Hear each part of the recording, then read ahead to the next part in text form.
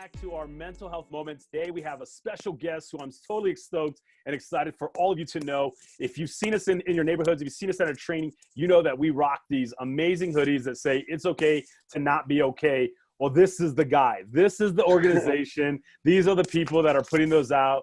And so this is Hope for Today. This is Johnny, and he will introduce Hope for the Day. Johnny, thanks for joining us today, man. Absolutely. My pleasure. Good morning, sports fans. Good evening if you're listening to this later in the day.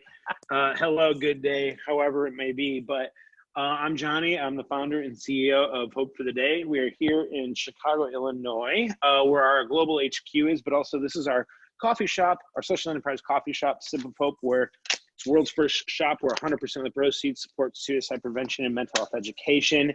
Awesome. But sadly, right now we're the COVID-19 reality, so we're shut down as a shop. But we open up a couple of times a week to get our bags into people's hands, but also to put resources in people's hands too, because that's really what the shop does. It serves more of a coffee and more than just a good cup of coffee.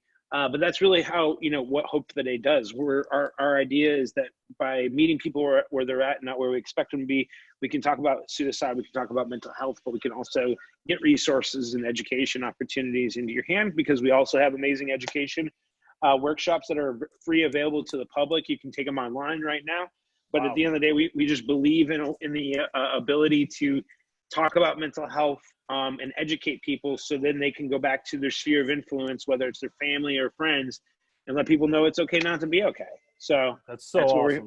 That's what we're here to do. But thank you for having me. Let's dive on in. Yeah, for sure. You told me a little while ago, and I want to make sure everyone knows this, because once we get out of this quarantine and we can go there is a mural that is being done up in Denver. That's not too far from us in Colorado Springs, but there's a mural being done up there near, where's that at? Tell us a little bit about that. So we've been working with the Denver City Council. Shout out to Paul Cashman. He supported us, and he wanted us to put It's Okay Not to Be Okay mural with resources in the Denver community. And we said, all right, where do we want to go? So we actually teamed up with Denver University and Illegal Pete's. So it's going to be going right there, right by the campus.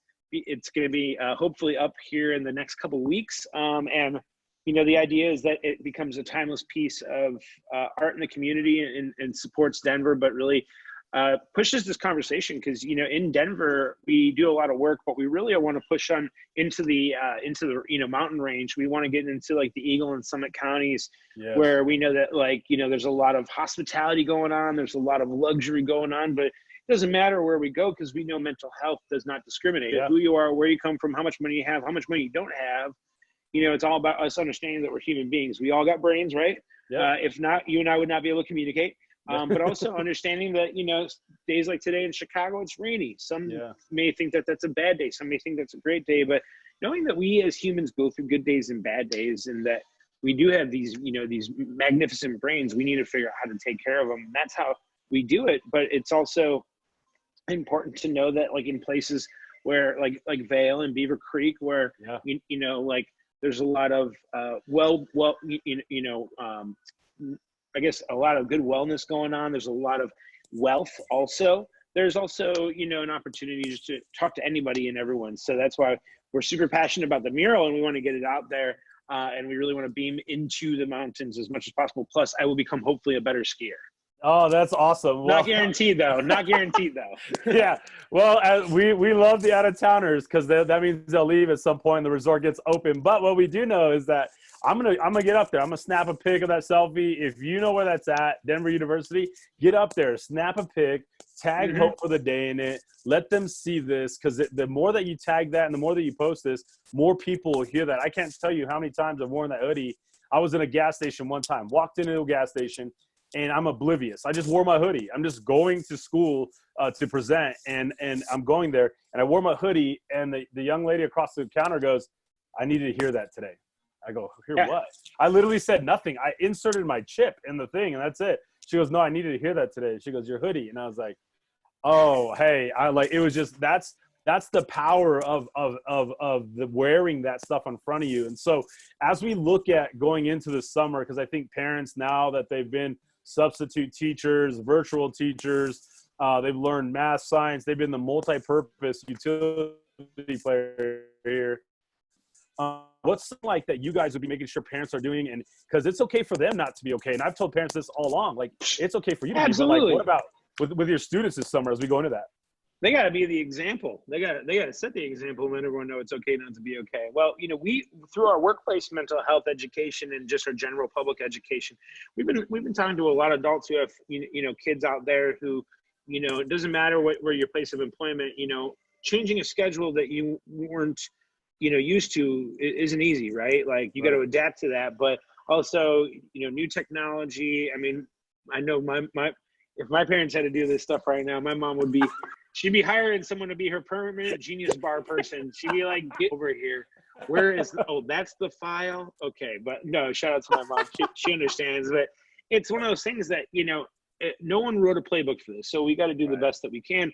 And what we've really been telling people is the easiest thing you do is set a schedule for the day. Make it a family-driven thing. If you got your kids, make them feel involved, make them feel heard. But also that's where you can time out and say, all right, we're going to have structure here, folks. Like you're going to school, even if that means going to the living room and turn it on your device.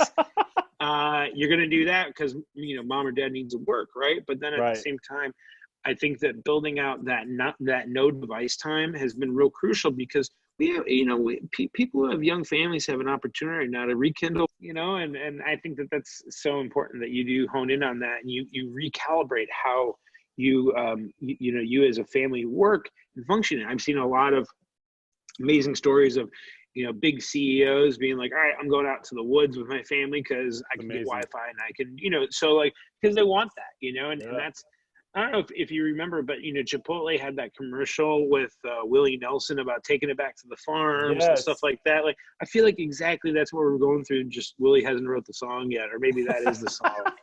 But regardless, I just heard that people are buying chickens. Like the chick market is 500% growth right now because people are doing exactly what you're saying. Yeah, absolutely. Well, they're realizing that they only have so much money, so they can make a chicken who can make some eggs, and then maybe they can buy some more booze or something, because that industry is booming as well. But regardless, however you're going to spend your stimulus check, yes, like go to those roots, like learn how this happens. Like I'm completely plant-based. My partner and we really believe in composting, but being in Chicago, it's hard to be like a big composter. So we bought into a program, but we just try to do our part. Every single day that we have oxygen in our lungs, we're going to do our part because we know that one day we're going to take our final breath. And then hopefully by setting the example, more people are more conscious about their footprint. Like what a time to be vegan though right now with meat prices going through the roof. Like that's gonna be a real thing. But I think that the doctor's always been saying we got to eat more fruits and veggies. So let's do it, and let's take care of ourselves too. So I think for parents, it's about diving in that schedule. But another thing we've been seeing too is educating your kids on things that they're not being taught at school. Very useful things, like if any men are out there that are listening that, dive into like the old Boy Scout routines and stuff like that, you can Google all that stuff. Teach your kids how to be resilient during these times. That's amazing. And let them all have their own story. We're all going to have like the year was 2020 and Johnny was on a Zoom call and clearly hadn't had a haircut in a while. But they'll have their own piece of that too, their own piece of history. But again, it's when we have the opportunity to walk away from our devices and really control that time, I honor that. I say put little time limits on everything. I put time limits on all my apps, and even like with like Instagram, I only put it on for 15 minutes because I'm like, I don't need this anymore. Like the algorithm is like completely screwed up, and quite honestly, I know that some of that stuff isn't the best for me. So we need to set that example too, but it should be through punishment. It's almost like retraining a dog, it's like, stop popping up on the counter. All right, well then you need to redirect it. So redirect that pathway that your kids are on right now. And also for yourself, because it's okay if you're Netflixing, chilling, if you're binging on the internet, if you're like doing the whole like 24-hour news cycle, circle death pit, it's horrible stuff for you, but like dive in and get what you need. But challenge yourself. Consider the last time you gave yourself 100% pre-COVID versus now, because you can give yourself that more opportunity and take care of yourself more. Just because everyone's drinking booze like it's water right now, you can have those days, but at the same time have the days where you challenge yourself to not maybe partake, and it's not because maybe you need to challenge yourself to be an alcoholic. Like, out the window now. Right now, we just need to understand what we put in is how we're going to, put out. And if we're not good for ourselves, anyone in our household, man, it's like Mike Tyson, boxing on Sega Genesis, it's no bueno. It's not good at all. Yeah. And it's like all those things are so rich of what you just said. The fact that you can be with your family. Like I've heard story after story after story from parents that like, I'm not going to get this time back. Like I would have, my kid would have been gone from 7 to 7 because of school to sports to this next event. And I would have missed them for most of the week, but now I'm having them at home and we're playing more board games and we're having more conversations. We're having more meals together. And absolutely. I think you said it well that we're going back to the farm, but I actually think we're going back to the essence of, I like to say we're going back to the table. And once that dinner table, like that thing right there, that 4x8, that 3x8, whatever that is, that thing right there, the circle that you get in the family is the most crucial thing in the entire world. And that's what changed people's mental health wellness. And that's what caused people to say, I'm needed, I'm valued, I belong. Mm-hmm. And those are the things that we just continue to echo here is that we let people know that they're needed, loved, and valued. Like if we can get those inside them, and that's key in this time. And so, man, Johnny, this is so rich. We could keep going and going and going. But because of those time limits, I'm with you. Like we try to keep in that little small frame.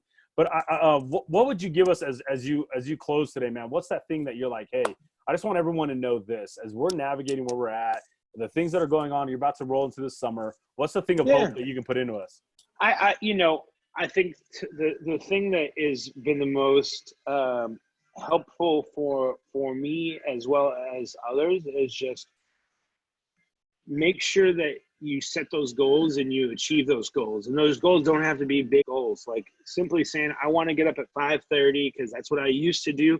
Like own that routine, but also understand this. The reason why you got to be more in tune with how you take care of yourself now is because we're all got this like increased heightened, reaction now because we're all, in the COVID and we're all dealing with things differently. We're not in the same boat. We're in the same ocean for sure.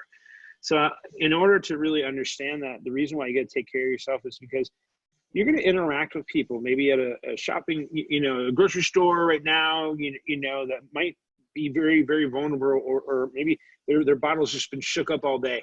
And, you rolling up with maybe your mask not on or maybe your mask, kind of on or whatever it might be, they might react and that might, impact you. So if we can all understand that we're all at this heightened place and that we need to take care of ourselves because we need to be better receivers so we can be more resilient together as a community, we're going to get so much further down the road. And if you're married, live by the 20-second rule. If you say something you did not mean, you got 20 seconds to clean that mess up. It's like dropping that really good piece of food on the floor. You're like, well, 5-second rule, but give yourself that 20-second rule because we're all, again, right now we're responding and receiving differently. And with that, we need to understand that we are in this together and that we need to be better communicators than ever right now. And you have the power to do it, but it starts with how you take care of yourself. So make sure it's like an oxygen mask. Even though the plane ain't gonna be full for a couple of years, you still gotta be able to make sure you pass the oxygen mask on first and then help others. That's awesome, man. That is so good. Hey, they can find you at, give us your website, give us your handles. Yeah. Yo, absolutely. Hope for the Day, everything. So hopefortheday.org, at Hope for the Day on Instagram, Facebook, Twitter. Just Google us, we're here. We keep the light on 24/7. Awesome. Snag a hoodie, snag a shirt. They've got phenomenal artistry on there. So if you can get onto the shop, wear the clothing, see the impact that it can have. Johnny, thank you so much for being on here. This has been enriching and this has been really, really amazing. It's been a joy of mine. I've been looking forward to it. I'm so grateful, man, that you accepted the invite. More mental health moments. You'll get all the information right below. We're going to give you all the information both on YouTube as well as on Facebook. You guys can tag this thing, but share it with your friends. We so appreciate your time. Thank you guys so much. Thank you, Johnny. Yeah, my pleasure. We'll talk soon.